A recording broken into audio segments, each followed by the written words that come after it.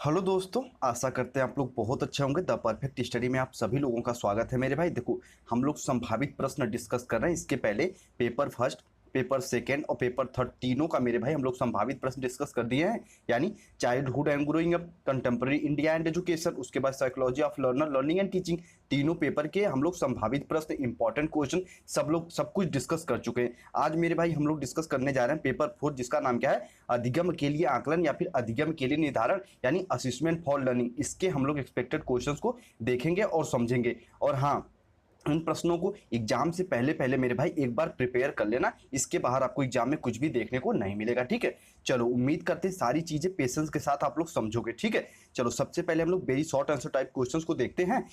तो देखो, first question ये मेरे भाई, आकलन को परिभाषित करो, डिफाइन असेसमेंट। अब देखो, आपके पेपर का नाम ही मेरे भाई आकलन के लिए निर्धारण, आकलन का मूल्यांकन मेरे भाई, तो आकलन शब्द को जानना तो जरूरी हो जाएगा ना। तो आकलन को परिभाषित करो, कह सकते हो कि एक बालक को बिना ग्रेडिंग दिए, एक बालक को मेरे भाई बिना ग्रेडिंग दिए, बिना कोई नंबर दिए, उसको जो हम लोग फीडबैक देते हैं, यानी अंतिम मूल्यांकन से पहले जो मेरे भाई उसमें हम सुधार करते हैं, वही होता है हमारा असेसमेंट। ये क्वेश्चन प्यारा सा है, इसको भैया बिल्कुल पेशेंस के साथ तैयार कर लीजिएगा। अगला प्रश्न देखो, मूल्यांकन को परिभाषित करो, इवैल्यूएशन क्या होता है। मैं हमेशा कहता हूं ना, अगर ऐसा प्रश्न आपको देखने को मिल जाए तो मेरे भाई मुस्कुराते हुए सबसे पहले लिख देना इवैल्यूएशन, उसके बाद मेरे भाई बराबर का चिन्ह लगाना, वैल्यू प्लस मेजरमेंट, यानी मूल्य और मापन लिख देना, आपको पूरा पूरा नंबर मिलेगा। यानी आपका मूल्यांकन क्या होता है, एक तरीके से हम कह सकते हैं बालक ने कितना सीखा है। देखो भैया, मूल्यांकन का जो क्षेत्र बहुत व्यापक है, हर क्षेत्र में हम मूल्यांकन करते जाते हैं। अगर मान लो हम कपड़ा ही खरीदने जाते हैं तो हम तरह तरह के मूल्यांकन करते हैं, इसका दाम क्या है मेरे भाई, कितना चलेगा, धोने पे कलरवा छोड़ेगा कि नहीं छोड़ेगा, तो हर चीज का मूल्यांकन करते हैं। उसी प्रकार एक बालक ने कितना सीखा है, कितना उसमें अधिगम की प्राप्ति हुई है, तो हम लोग क्या करते हैं, वो मूल्यांकन करते हैं। ये प्रश्न वेरी वेरी इंपॉर्टेंट है, इसको भी आप लोग तैयार कर लीजिएगा। ठीक है, चलो। और हाँ, द परफेक्ट स्टडी मेरे भाई 99 रुपए में चारों पेपर के आपको नोट्स प्रोवाइड कर रहा है। ठीक है, childhood and growing up, psychology of learner, learning and teaching, contemporary India and education, assessment for learning. चाहे हिंदी लैंग्वेज में लिखना चाहो, चाहे इंग्लिश लैंग्वेज में, मेरे भाई दोनों लैंग्वेज में आपको की नोट्स प्रोवाइड किया जा रहा है। आपको क्या करना है, तो मेरे भाई कॉन्टेक्ट नंबर ये आपके है, व्हाट्सअप नंबर, इस पर कॉन्टेक्ट करो और मेरे भाई नोट्स ले लो। ठीक है, बिल्कुल सेलेक्टेड नोट्स है, ये द परफेक्ट स्टडी की तरफ से 99 रुपए में आपको प्रोवाइड किया जा रहा है। उम्मीद करते हैं बहुत सारे बच्चों ने ले भी लिया और अच्छे से पढ़ भी रहे होंगे। ठीक है, चलो अब बात करते हैं हम लोग अगले प्रश्न में, आखिर परीक्षण क्या होता है। एक शब्दों में कहें ना, टेस्टिंग क्या होता है, तो भैया दो लोगों के बीच में तुलना करने के लिए ना, जो चीज का, जो क्रिया का, जो ये प्रक्रिया का हम प्रयोग करते हैं, वही होता है टेस्टिंग, वही होता है परीक्षा। कहते हैं ना, देखो आप मान लो यहाँ पे हो, आपका मित्र मेरे भाई है, तो कहते हैं आओ तुम्हारा हम थोड़ा टेस्ट लेते हैं, बताओ भारत की राजधानी कहाँ है, तो इसे पूछते हैं कि नहीं पूछते हैं, तो मेरे भाई वो क्या है, वो टेस्ट है। तो इस प्रकार से इस प्रश्न को भी तैयार कर लीजिएगा। अब देखो अगला प्रश्न, परीक्षण प्रशासन क्या है। मेरे भाई वेरी वेरी इंपॉर्टेंट है भैया, परीक्षण प्रशासन क्या है, किस तरीके से हम मैनेजमेंट को करते हैं किसी परीक्षा उच्छा को लेने के लिए, इस प्रश्न को भी आप लोग तैयार कर लेना। चर को परिभाषित करो, पेपर थर्ड में भी चर है, ठीक है, और पेपर फर्स्ट में भी कभी कभी चर पूछ देता है, हमेशा नहीं पूछता, लेकिन पेपर थर्ड और पेपर फोर्थ दोनों में चर पूछता है, बुद्धि लब्धि पूछता है मेरे भाई। तो कुछ कॉमन पॉइंट इनको भी तैयार कर लेना। चर क्या होता है, जो भैया स्थिर न रहे, जो चेंज होता रहता है। ठीक है, किसी वस्तु के मापन के वह गुण जो मेरे भाई हम लोग चेंज होते रहते हैं, जो बदलते रहते हैं, उसको हम कह सकते हैं वेरिएबल। ठीक है, और हाँ, वेरिएबल देखो भैया मुख्यतः प्रयोगात्मक तीन प्रकार के होते हैं ना, मध्यवर्ती इंटरवेनिंग हो गया, उसके बाद स्वतंत्र चर हो गया, परावर्ती चर हो गया, इन सबको आप लोग एक बार तैयार कर लीजिएगा। असतत चर का एक उदाहरण दो, असतत चर का एक उदाहरण दो, कमेंट सेक्शन में कमेंट करो। हिंट दे दे रहा हूं भैया, फैमिली, फैमिली की जो आयु होती है मेरे भाई, वो असतत चर नहीं हो सकती। तो असतत चर क्या उसका भैया कमेंट सेक्शन में कमेंट करो। मुझे ऐसा पता है ना, आधा से ज्यादा बच्चे कमेंट नहीं करेंगे। असतत चर का उदाहरण दो भैया, क्या हो सकता है, कह सकते ना, जिसको हम दशमलव में डिफाइन कर सकते हैं, वो होता है असतत चर। कमेंट सेक्शन में कमेंट करो उदाहरण देके। ठीक है, उसके बाद देखो अगला प्रश्न है, उपलब्धि को बताओ। देखो कुछ शब्द अगर ना समझ में आए ना, तो अपना कॉमन सेंस लगाने का प्रयास करो। भैया उपलब्धि क्या होती है, अचीवमेंट क्या होता है, जो कुछ हम सीखे हैं, जो कुछ हम अर्जन किए हैं, वही तो होता है उपलब्धि। तो भैया वेरी वेरी प्रश्न, इंपॉर्टेंट प्रश्न है, इसको भी तैयार करिएगा। अब देखो, निकट संदर्भित परीक्षण से क्या समझते हैं, वेरी वेरी इंपॉर्टेंट है, 50 प्रश्नों में पूछता है। अभी हाल फिलहाल में लेक्चर भी लिया हूं, जाके वहां से निकट संदर्भित, मानदंड संदर्भित, मानक संदर्भित, इन तीनों को बिल्कुल बेसिक से तैयार कर लेना। ठीक है, चलो उसके बाद बुद्धि लब्धि के भैया प्रत्यय को स्पष्ट कीजिए, यानी मेरे भाई बुद्धि लब्धि के कॉन्सेप्ट को बताइए, आखिर बुद्धि लब्धि होती क्या है। ठीक है, किसी व्यक्ति की मानसिक योग्यता को हम ज्ञात करने के लिए क्या करते हैं, बुद्धिलब्धि का प्रयोग करते हैं। बुद्धिलब्धि का फॉर्मूला कल भी मैं पूछा था कमेंट सेक्शन में, आधा से ज्यादा बच्चों ने भैया सही जवाब दिया था। आज भी उम्मीद करूंगा कि कमेंट सेक्शन में कमेंट करो, कमेंट सेक्शन में अभी कभी कमेंट करो भैया बुद्धिलब्धि का फॉर्मूला क्या होता है। ठीक है, वेरी वेरी इंपॉर्टेंट है। चलो बताओ, बुद्धिलब्धि का टर्मन जी ने दिया था ना, तो बताओ बुद्धिलब्धि का फॉर्मूला क्या है, कमेंट सेक्शन में कमेंट करो। ठीक है, चलो कमेंट करते रहो, मैं आगे बढ़ता हूं। देखो उसके बाद दोनों प्रश्न देखो सेम ही है, कंफ्यूज मत होना। इसमें कह रहा है give concept of IQ, IQ के संपत्ति दीजिए। ठीक है, इसके मेरे भाई कॉन्सेप्ट को क्लियर कीजिए, आईक्यू होता क्या है। ठीक है, जो बात बुद्धिलब्धि है वही बात ये भी है। ठीक है, थोड़ा सा इसको शॉर्ट में आईक्यू लिख दिया। चलो उसके बाद देखो उपलब्धि गुणांक क्या होता है। भैया उपलब्धि गुणांक का भी फॉर्मूला होता है, उपलब्धि गुणांक का भी फॉर्मूला होता है। कमेंट सेक्शन में कमेंट करो, मैं बता ही देता हूं मेरे भाई। ठीक है, देखो भैया ज्ञान आयु, उसके बाद ज्ञान आयु, ठीक है, अपॉन मेरे भाई आपकी वास्तविक आयु, जो आपकी अभी आयु चल रही है, यानी मेरे भाई आपकी रियल आयु इंटू 100, ये होता है मेरे भाई उपलब्धि गुणांक।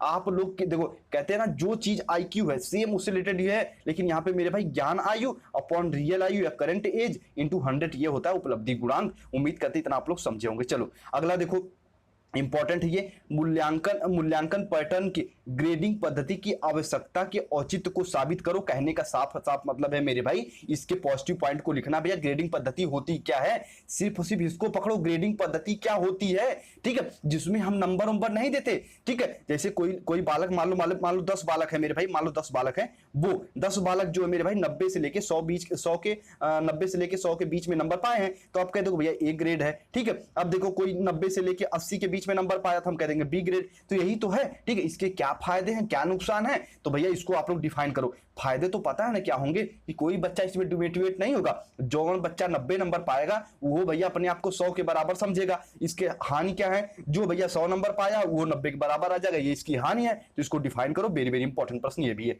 अब देखो अगला प्रश्न ये भी आपके कॉमन सेंस पे है, परीक्षा सुधार क्यों आवश्यक है। भैया जब समाज की रिक्वायरमेंट बदलती है ना, तो हमें अपनी टीचिंग स्टाइल, हमें अपने शिक्षा को भी बदलना पड़ता है। ठीक है, जब कहते देखो पहले के जमाने में क्या था, वैदिक जमाने में हमें अनुष्ठान, हमें यज्ञ करने के लिए शिक्षा दी जाती थी। बाद में थोड़ा थोड़ा हम लोग भैया साइंटिफिक तरीके सोचने लगे, तो हमारे परीक्षा बदला ना। इसी प्रकार भैया परीक्षा सुधार समाज की आवश्यकताओं के अनुसार बदलना चाहिए। इस प्रश्न को भी बिल्कुल बेसिक से तैयार कर लीजिएगा। चलो विचलनशीलता के मापों को परिभाषित करो, वेरी वेरी इंपॉर्टेंट है मेरे भाई, वेरिएबिलिटी को परिभाषित करो। ठीक है, और इसी के साथ साथ 3-4 शब्द को बिल्कुल तैयार कर लेना भैया, जो मध्यमान हो गया, मध्यांक हो गया, बहुलांक हो गया, इन सब चीजों को तैयार कर लेना। इस प्रश्न को भी तैयार कर लेना उसके साथ साथ। अब देखो इस प्रश्न में बच्चे बहुत परेशान रहते हैं, सर कुकुत्ता क्या होता है। देखो भैया ये तो कर्व है ना, इसके जो नुकीला वाला भाग है इसी को तो हम कहते हैं कुकुत्ता।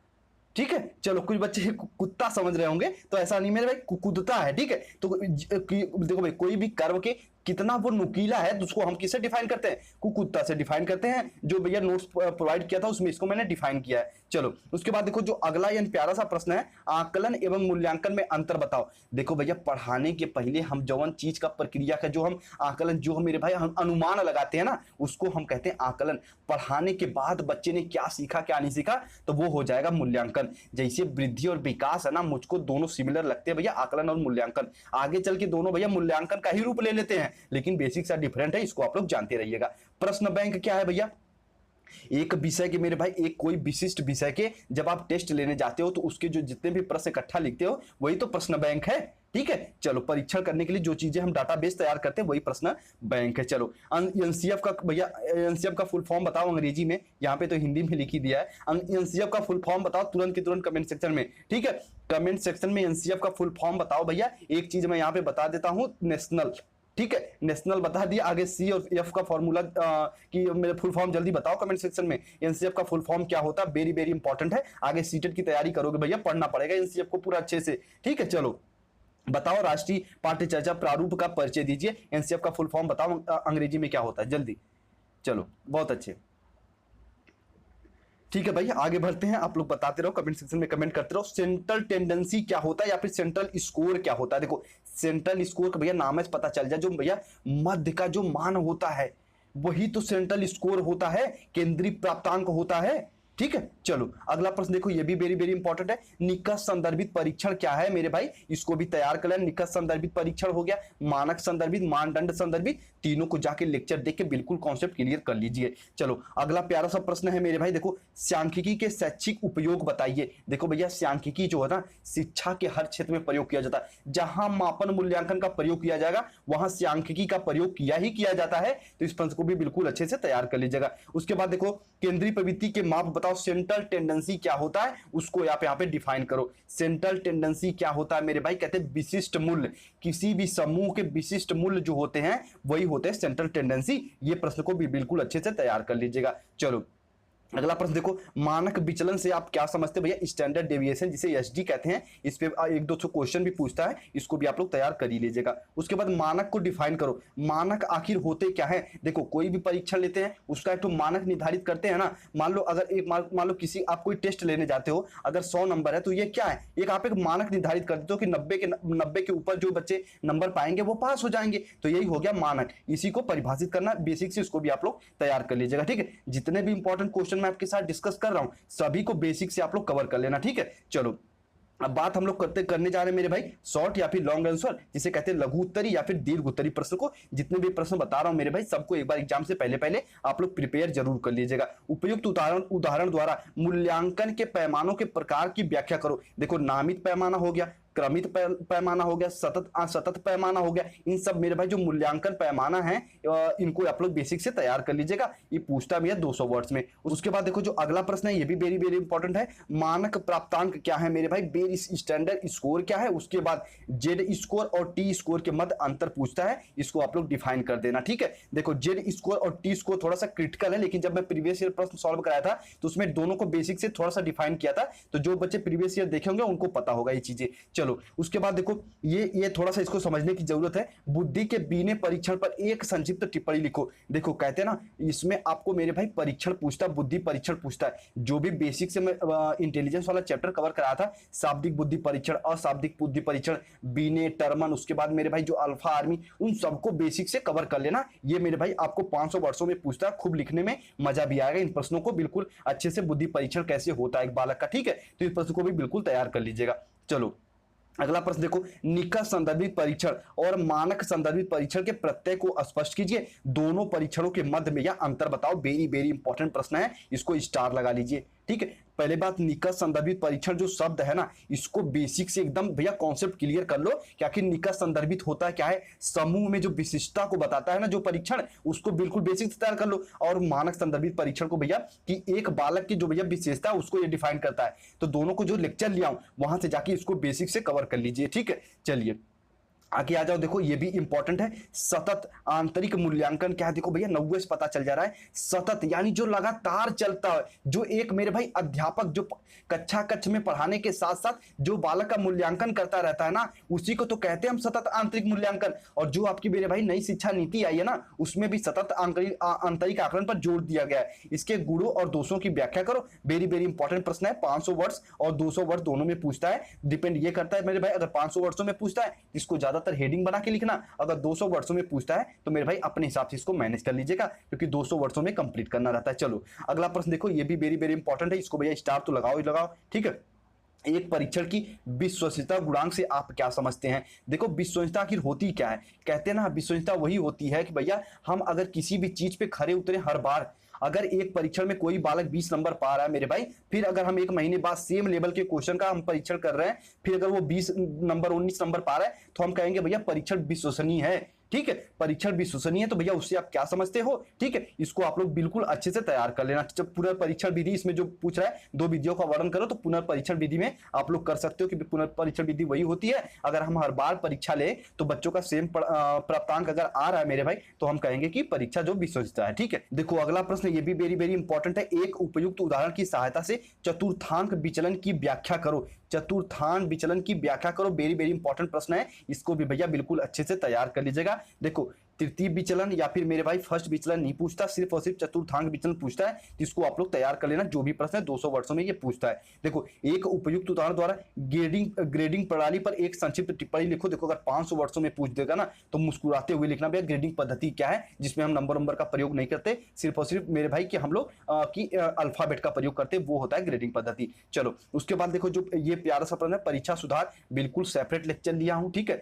शायद मेरे भाई 40 से 50 मिनट का, उसको जाके कवर कर लेना। माध्यमिक शिक्षा आयोग की जो कि क्या इसकी संस्तुतियां थी, क्या इसके सुझाव थे, उसकी विवेचना करना है। राष्ट्रीय फोकस मेरे भाई कभी पूछ लेता है, कोठारी कमीशन को पूछ लेता है, सबको एक बार तैयार कर लेना, ठीक है। जिसमें कुछ की पॉइंट ये है कि अगर सुझाव पूछ दे तो आप मेरे भाई तीनों में से किसी का भी सुझाव लिखोगे तो वो मान्य ही रहता है, सबको मेरे भाई सबका पर्पज एक ही रहता है। देखो अगला प्रश्न देखो, जो 10 नंबर का क्वेश्चन इंपॉर्टेंट ये है, शिक्षा में इनकी उपयोगिता के साथ मध्यमान, मध्यांक और बहुलांक, मीन, मीडियन, मोड तीनों की भैया परिभाषित करो। तीनों क्या होते, बिल्कुल बेसिक से इनका लेक्चर लिया हूं, जाके वहां से इसको भी देख लेना। या फिर मेरे भाई उम्मीद करते इतना तो आप लोग तैयार कर ही लिए होंगे, अब एग्जाम कितना दिन बचा ही है, ठीक है। सबको देखो इस क्वेश्चन को सिर्फ और सिर्फ मेरे भाई आपको आपके साथ डिस्कस करने के पीछे इसको एक्सप्लेन इसलिए नहीं कर रहा हूं ना, क्योंकि इनकी बेसिक से मैं क्लास चलाया हूं। तो जो बच्चे चैनल पर नए हैं वो क्या करना, द परफेक्ट स्टडी की प्लेलिस्ट में जाके 4th पेपर को ओपन करना और सारे लेक्चर को पढ़ोगे मेरे भाई, तो आप मुश्किल से 1 से 2 दिन में कवर कर लोगे, ठीक है।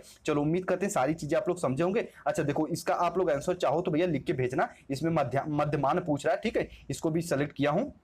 इसमें मध्यमान पूछ रहा है मेरे भाई, आप लोग इसको बिल्कुल अच्छे से कवर करना। मीन इसका कितना आएगा, और मेरे भाई कमेंट सेक्शन में कमेंट भी करना, या फिर चाहो तो व्हाट्सअप नंबर पे इसका आंसर भी भेजना, ठीक है, फिर मैं आपको वहां पे रिप्लाई दे दूंगा। उसके बाद देखो मध्यमान, मध्यिका और बहुलांक की गणना करो मेरे भाई, तीनों चीज इसमें पूछ ले रहा है, वेरी वेरी इंपॉर्टेंट है। इसको भी जो बच्चे भैया न्यूमेरिकल में इंटरेस्टेड है इसको सॉल्व करके कमेंट सेक्शन में कमेंट जरूर करिएगा, या फिर व्हाट्सअप पे जरूर भेजिएगा, ठीक है। चलो अपना ख्याल रखिए, इसका पीडीएफ मैं टेलीग्राम चैनल पे आपके साथ शेयर कर दूंगा मेरे भाई, अपना ख्याल रखिए। और हाँ चीजें समझ में आ रही तो दो परफेक्ट स्टडी को थोड़ा शेयर भी कीजिए अपने फ्रेंडों के साथ। और हाँ मेरे भाई लाइक ना करना ये आपकी मर्जी है, लेकिन कमेंट सेक्शन में कमेंट जरूर करना क्लास ऑफ होने के बाद कि आपको मेरे भाई कहाँ क्या समझ में नहीं आया। अगर समझ में आया है तो अपना फीडबैक जरूर दीजिएगा, ठीक है। चलिए अपना ख्याल रखिए।